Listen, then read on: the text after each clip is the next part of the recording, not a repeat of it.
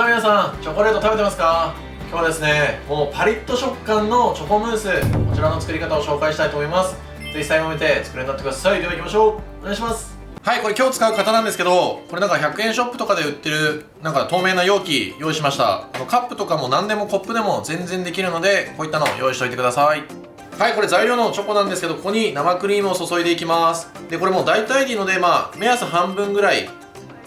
入れて、これでチョコが生クリームに浸っていれば大丈夫です。で、これラップしてもらって 600W で溶けるまで加熱していきます。はい、これ今温めた状態ですね。で、しっかり混ぜて溶け残りがないかだけ確認してください。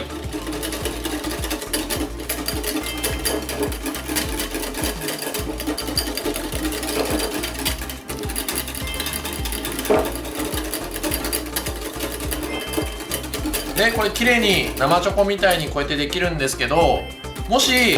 皆さんが使うチョコレートによっては分離しちゃったりもするので、分離しちゃったりしたら残ってる生クリームをこうちょっと足してあげてください。水分が足りないと分離しちゃうので、それで解決すると思います。そしたらこの後生クリームは泡立てて、これはそのまま常温で置いておきます。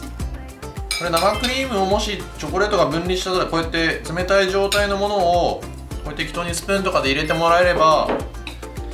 綺麗に滑らかに乳化すると思います。もし分離しちゃったらですね、こうやって混ぜてもらって、ほら、こうやって艶やかな状態を必ず保つようにしてください。で、残りの生クリームは泡立てていきます。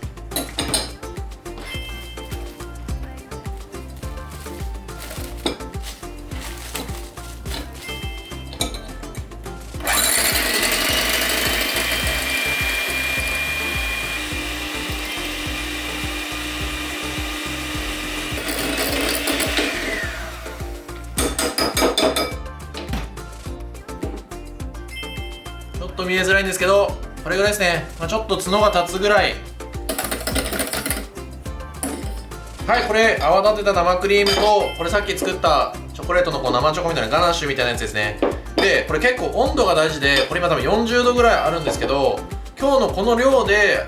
時間を決められた分だけレンジで溶かすとちょうど40度ぐらいになります。なので、もしすごいこの量じゃなくて倍作りたいとかってあった時は、ちょっと温度確認した方がいいです。40度のこの状態で合わせるっていうのがめちゃくちゃ大事なポイントです。合わせていきます。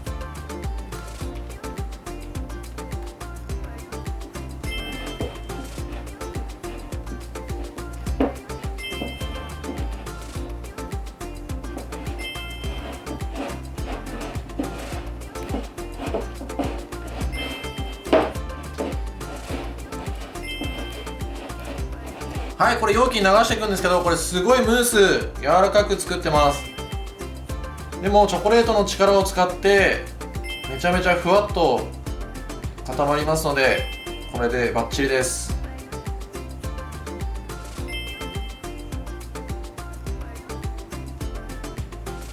はい、これ今ムース流したんですけど、やってみたら5個取れたので5個に流してます。で、ラップをしてもらって冷蔵庫で固まるまで冷やしてください。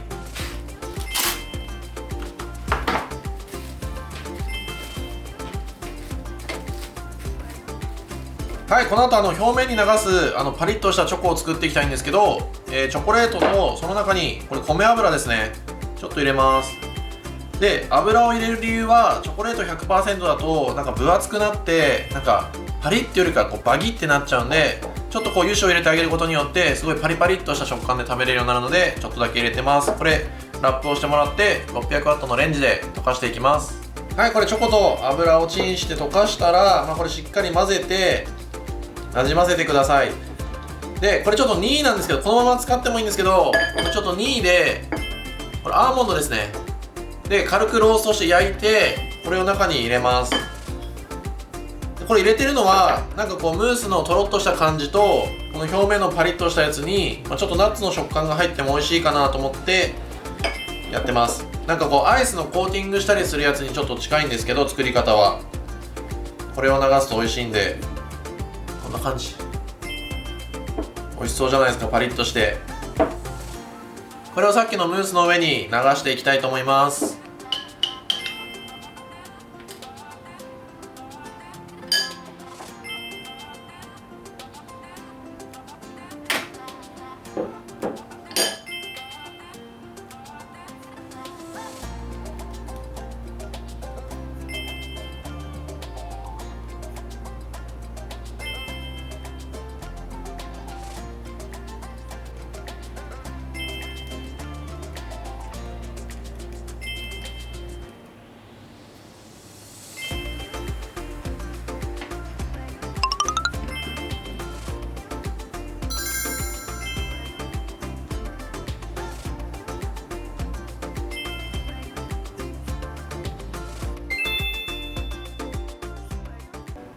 さあ最後までありがとうございます。ちょっとね食べてみたいと思います。うまそう。周りパリパリしてる。美味しい。これ材料めちゃめちゃ少ないって思えないぐらい黒っぽい味ですよ。美味しい。これ固めたらアイスになっちゃうんじゃないかな。さあこれポイントの差ですね。もうポイントはチョコレートの温度と、生クリームはねもうボソボソに立てても滑らかでも全然いいんですけど、チョコレート今回だと40度っていうのが結構ポイントで、これが冷たいとこういった型とかに流す時に全然流れないムースになっちゃうので、温度がめちゃくちゃ大事です。温度を守ると口どけも良くなるので、そこだけしっかり守ってください。あとは上にこのパリパリチョコレート流したんですけど、これ下のムースがしっかり固まってないとムースも溶けちゃったりするので、そこだけこれしっかり冷やしてから流すようにしてください。今回も最後までありがとうございます。コメント、チャンネル登録ぜひお願いいたします。また皆さんに会えるのを楽しみにしております。また会いましょう。さよなら。